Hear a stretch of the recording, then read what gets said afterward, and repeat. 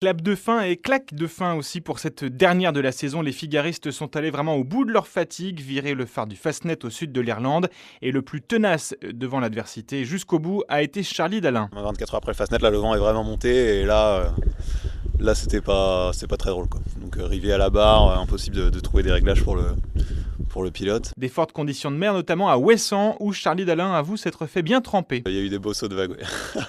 J'ai eu peur de tout casser à ce moment-là. Mais dès qu'il y a une vague un peu creuse, on la transperce, quoi. Donc la vague elle recouvre tout le bateau. Et la version 2, c'est le bateau fait rampe de lancement sur la vague et retombe violemment derrière. Donc voilà, il y avait deux possibilités. Malgré quelques pépins techniques, le Havrais d'origine s'est accroché, a réussi à reprendre le dessus sur Nicolas Luneven au prix d'un sommeil raccourci. Et à l'entrée de la baie de Douarnenez, Dalin s'est placé stratégiquement juste devant Nicolas Luneven. On appelle ça marquer son adversaire. Je l'ai bien reconnu là, mais il avait tout à fait raison de faire ça. Nicolas Luneven, deuxième de la course, mais champion de France de course large cette saison, car le plus régulier. Luneven, après 9 années de Figaro, va tourner la page sur cette belle performance. Il part à présent sur le Tour du Monde en équipage, la Volvo Ocean Race. Quant à Charlie Dalin, lui, il repart pour une 4e saison avec Massif. C'est une première pour ce sponsor, histoire de décrocher pour lui le Graal, la prochaine solitaire du Figaro.